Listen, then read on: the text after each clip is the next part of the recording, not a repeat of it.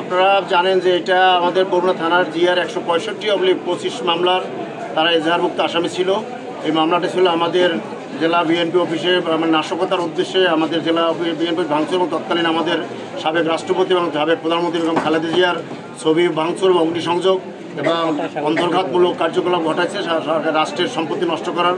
এরা সেখানে এই আসামিরা সকলেই তারা এজাহার নামে আসামি এবং পরবর্তীকালে আমাদের যারা এই আজকে যারা এখানে যারা হাজত দিয়েছেন তারা সকলে আইনজীবী হিসেবে বিজ্ঞ অনারেবল হাইকোর্টে তারা আগাম জামিন চেয়েছিলেন এবং আগাম জামিনে তারা লালন কোর্ট তাদেরকে জামিনের অন্তর্বর্তীকালীন জামিন দিয়ে এখানে নির্দেশনা দিয়েছিলেন জেলা জজ করে আদালত হাজির হওয়ার জন্য।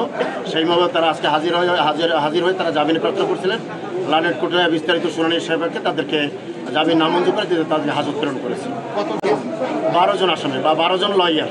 এর মধ্যে উল্লেখযোগ্য বা সাবেক সভাপতি মাহবুবুল আসলাম, সাবেক GP advocate Mujibur Rahman, advocate Humayun Kabir chairman 6 নং ইউনিয়ন পরিষদ, তারপর অ্যাডভোকেট হুমায়ুন কবির পল্টু, অ্যাডভোকেট সাইমুল ইসলাম রাব্বি স্বেচ্ছাসেবক লীগের সেক্রেটারি এবং সকলেই কম বেশি সবাই রাজনৈতিক আওয়ামী লীগের রাজনীতির সাথে তারা সরাসরি সম্পৃক্ত এবং তাদের বিভিন্ন অঙ্গ সংগঠন এবং সহযোগী সংগঠনে বিভিন্ন দায়িত্বশীল পদে তারা ছিলেন।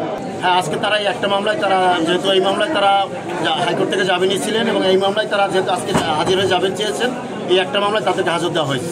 তবে মামলা পরবর্তীকালে তারা প্রার্থনা করবেন, হয়তো এখানে যাবেন তারা চাইতে পারেন অথবা অনারেবল হাইকোর্ট যেতে পারেন, এটা আসামিদের ব্যক্তিগত ব্যাপার।